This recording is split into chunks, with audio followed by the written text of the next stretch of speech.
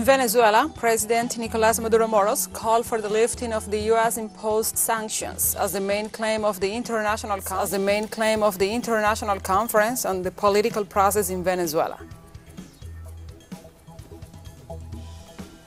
The president of Brazil, Luiz Inácio Lula da Silva, continues his Europe tour. The president visited the Portuguese parliament to participate in the commemoration of the Carnation Revolution.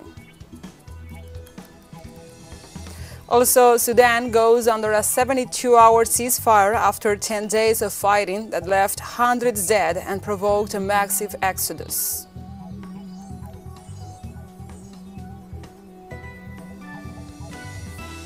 From the headquarters of TeleSUR English in Havana, Cuba, this is From the South.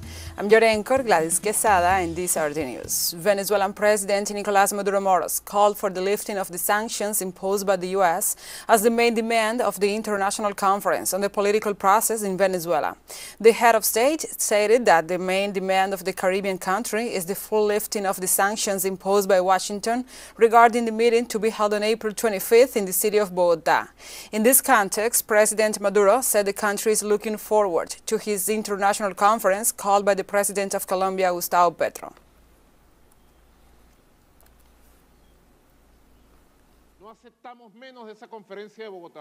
We do not accept anything less from that conference in Bogotá, the lifting of all sanctions so that Venezuela may have commercial freedom, financial freedom, economic freedom of its regular activity. In order to be able to recover everything that needs to be recovered in the economic, productive, and social fields, so that blackmail, restraint, coercion, permanent aggression on our economy, on our social life ends. The lifting of all sanctions on Venezuela, all of them. We do not accept less. We do not compromise for less. Lifting all the sanctions. On Monday, indigenous delegations began arriving at Brasilia to participate in the 2023 edition of the Terra Libre Indigenous Camp, held from April 24th to 28th. More than 6,000 indigenous people are expected in the federal capital for this week's activities. The Terra Libre Indigenous Camp is the largest indigenous mobilization in Brazil and demands the demarcation of their lands, an end to violence, and a climate emergency decree. On Monday, participants have scheduled a march to demand the withdrawal of anti-indigenous proposals in Congress, such as Bill 191, which allows mining on indigenous lands. The bill, backed by the government of Jair Bolsonaro, has been paralyzed since March 2022, while the president, Luiz Inácio Lula da Silva, called on Congress to withdraw this legislative plan.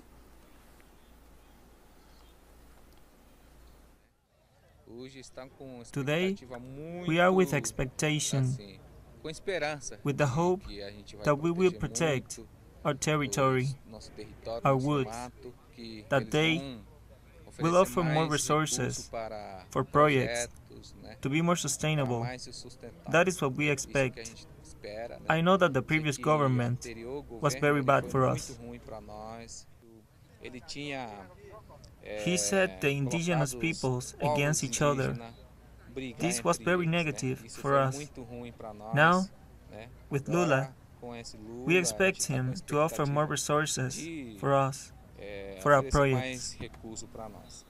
On Sunday, the United Nations Office for the Coordination of Humanitarian Affairs in Haiti reported that from April 14th to 19th, clashes between rival gangs left 70 people killed and 40 injured. The incidents took place in the high-risk areas of Cid Soleil in the capital Port-au-Prince. According to the report, there were 18 women and 2 minors among the fatalities, while other 12 women were injured. The UN agency said the humanitarian and security situation in many areas of Cid Soleil commune, which has several 100,000 inhabitants, has reached an alarming level, and that women and children are particularly exposed to gang brutality. The fighting is also depriving the population of their freedom of movement and access to essential goods and services, and it has caused the closure of many schools and the health centers in the area. In the context of the violence in Haiti, police reported on Monday the beating and burning to death of 13 suspected gang members by an angry mob. According to witnesses, a crowd took the suspected gangsters away from police, beat them, and stoned them before putting tires on them, pouring gasoline and burning them alive. The 13 men are believed to have been members of the Crase Barille gang, accused of helping kidnap 17 U.S. missionaries in October 2021 and also linked to the assassination of the former President Jovenel Moïse. Criminal gangs have taken control over an estimated 60% of the city of Port-au-Prince.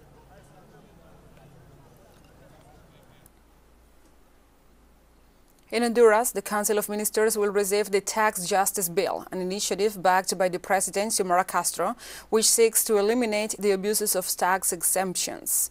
The proposed legislation was presented to the cabinet of this Central American nation, will be sent to the National Congress for its subsequent approval.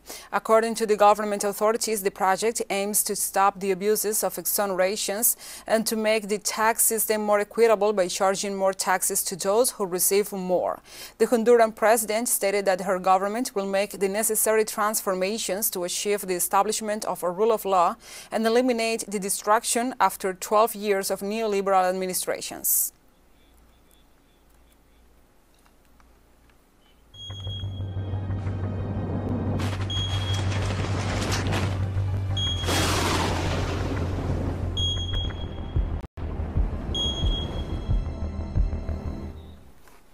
And now we move on to other topics. The city of Buenos Aires and its suburbs woke up on Monday with heavy smoke affecting visibility and an intense smell of burning due to a fire in the Uruguayan department of San Jose.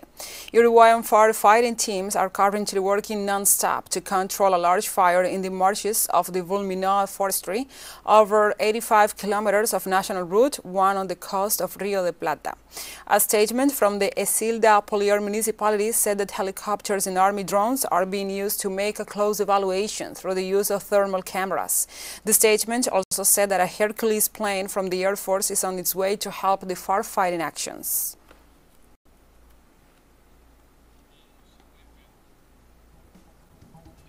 Let's take a short break, but first remember you can follow us on TikTok at TeleSUR English, in which you will be able to see news in different formats, news updates and more. Other stories coming up, stay with us.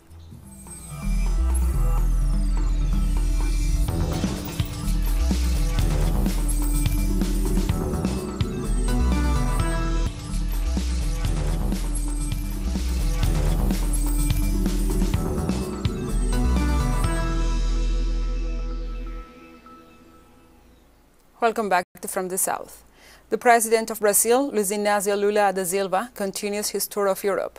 On Tuesday, the President visited the Portuguese Parliament to participate in the commemoration of the Carnation Revolution. With his ceremony on Tuesday morning, Lula concluded his visit to Portugal after meeting over the weekend with the President of that nation, Marcelo Rebelo, and the Prime Minister, Antonio Costa. Meanwhile, Lula arrives in Spain on Tuesday, where he is scheduled to meet with business persons and Spanish trade unions. And on Wednesday, he will be received by the President of the government, Pedro Sánchez, and King Felipe VI. This is Lula's first trip to Europe in this third term, in which he has maintained an intense international activity that included visits to Argentina, Uruguay, the United States, China, and the United Arab Emirates. Russian Foreign Minister Sergei Lavrov accused the United States of devoting itself to destroying globalization, which is praised within the United Nations as the supreme good of the world. Speaking at a meeting of the United Nations Security Council, the foreign Russian minister pointed out the fact that Washington, in a desperate attempt to assert its dominance, has devoted itself to destroying globalization, with Western financial and economic aggression that destroys the benefits of globalization. Lavrov further denounced that Washington and the rest of the Western subordinates invoke the rules to justify legitimate measures against those who formulate their policies in accordance with international law and refuse to follow the interests of that North American country. In this regard, he called on the West to behave decently and respect the other members of the world community.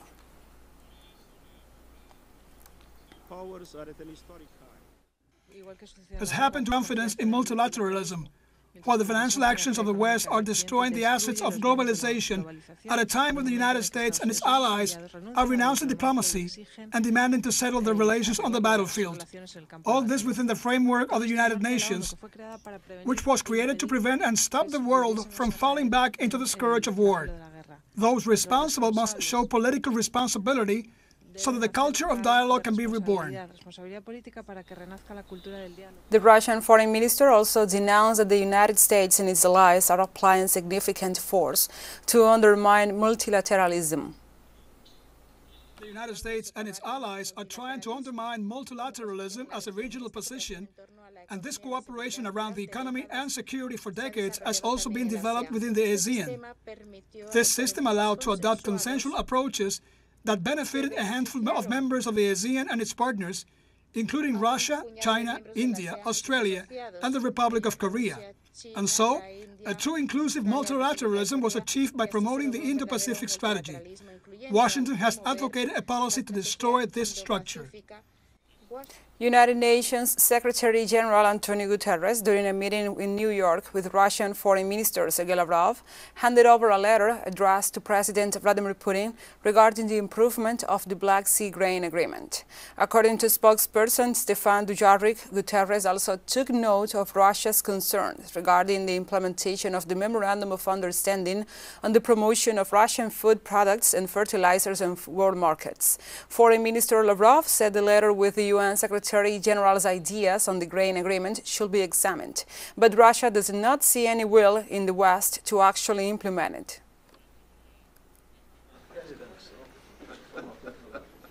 And 9 European countries held the second edition of the North Sea Summit, aimed at scaling up wind power generation and the push for renewable energy sources. Hosted by Belgium in the coastal town of Ostend, the meeting gathered European Union leaders from France, Germany, Ireland, Denmark, the Netherlands and Luxembourg, along with European Commission Chief Ursula von der Leyen. Norway and the United Kingdom also participated, with the latter represented by the UK Energy Security Secretary Grant Shapps. In a joint statement published ahead of the meeting, the leaders of the 9 nations emphasized the need to build and secure more offshore wind farms and their interconnectors to reach their climate goals. According to the statement, the summit's collective goal is to boost offshore wind power generation to 120 gigawatts by 2030 and at least 300 gigawatts by 2050.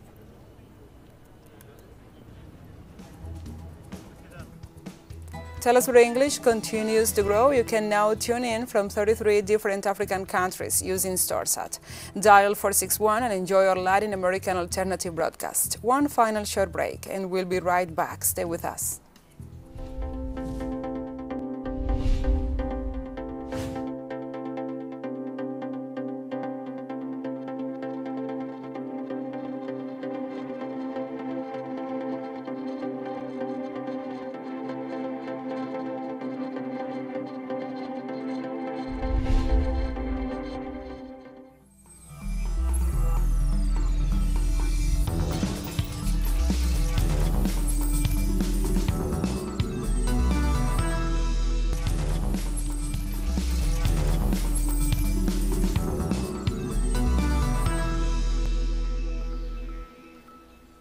Welcome back. On Tuesday in Sudan, local media reported tense calm in Khartoum after the beginning of a 72-hour ceasefire between the two generals disputing power in the African nation, which officially came into effect after 10 days of fighting that left hundreds dead and provoked a massive exodus. On Tuesday, there was almost no more gunfire or explosions in the Sudanese capital after the armed forces of Sudan and the paramilitary Rapid Support Forces agreed to a 72-hour ceasefire mediated by the United States. Both warring parties had repeatedly announced in recent days that they agreed to stop the fighting, but each time they accused the other of breaking the truce. The temporary ceasefire comes as fighting that erupted on April 15th has left 427 people dead and more than 3,700 wounded, according to the UN agencies. And the UN Secretary General Antonio Gutierrez warned that millions of citizens have been forced to flee their homes around the world to escape violence and conflict. In Yemen and Libya, more than 100 million people have fled their homes to escape violence and conflicts around the world. Multilateral response is effective. A permanent order is required to resolve the conflicts and manage economic uncertainty, to rescue the Sustainable Development Goals and meet the challenges of global reform in the use and disposition of nuclear weapons. We are witnessing a worsening climate change crisis, a growing inequality, a rise in terrorism, and a global backlash on human rights, on gender watch, and on the unregulated development of dangerous technology. All of these global challenges can be solved through international law, the respect for global commitments, and the adoption of appropriate multilateral governance frameworks. On Monday, police reported that 2 explosions rocked a counter-terrorism facility in northwest Pakistan, killing at least 12 people and injuring more than 50 others. Senior police officer Ataullah Khan said an initial blast at the facility in the Swat Valley district of Khyber Pakhtunkhwa, the province, was followed by a larger, more intense one. Provincial Police Chief Akhtar Hayat said there was an old ammunition store in the office, and police were probing whether that caused the explosions or if it was an attack. 2 attacks on large police bases have been linked to the Pakistani Taliban, known as the Tehreek-e-Taliban Pakistan, since the start of the year.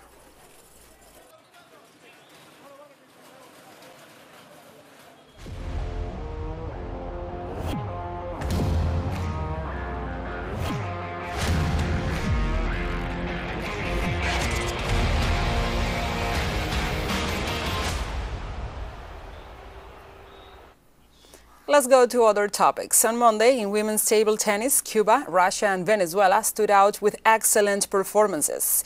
The Elizabeth Popper Sports Hall in the stage of this competition, and it witnessed great matches such as that of the Cuban duo Daniela Fonseca and Lisdainet Rodriguez, who defeated the rivals. Venezuelan Roxy Gonzalez was also at her best. After finishing a very close set, he managed to win against the Nicaraguan Cecilia Ibarra. On the other hand, the Russians did not lag behind and show all their potential, specifically Iana Noskova.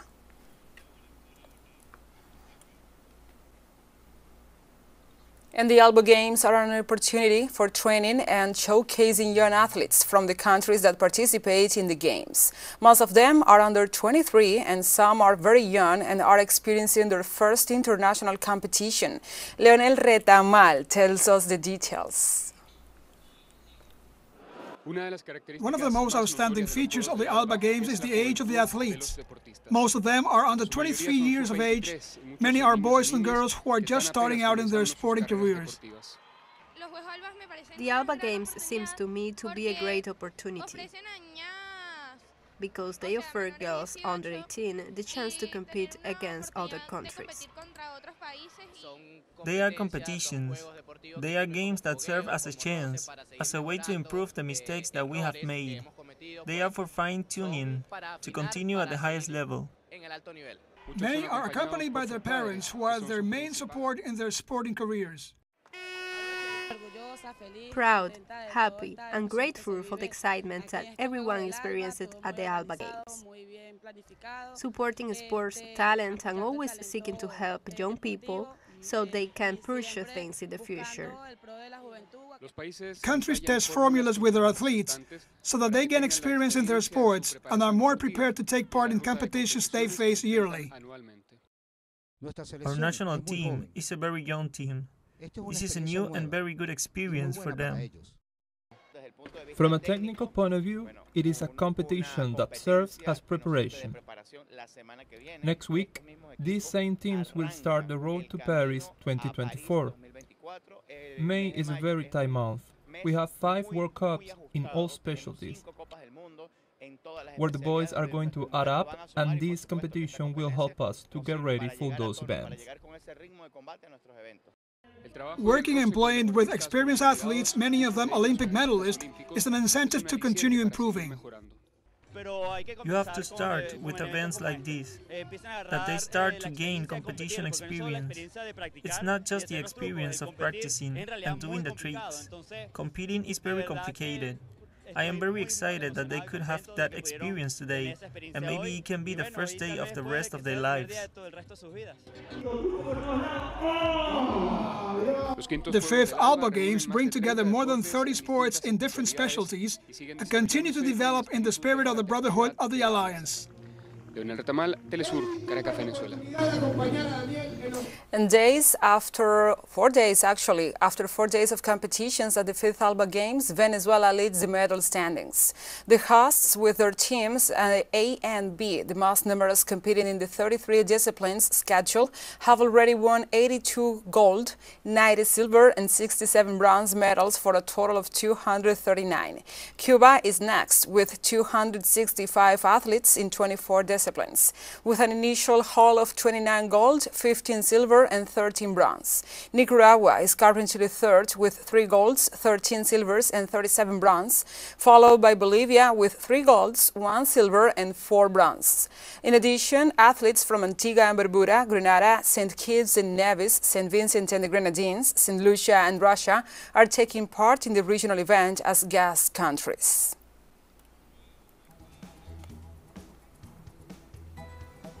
And we have come to the end of this news brief. But remember, you can find this and many other stories on our website at telesurenglish.net.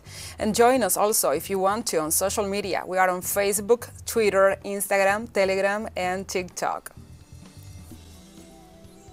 For TeleSUR English, I'm your anchor, Gladys Quesada. Thank you for watching.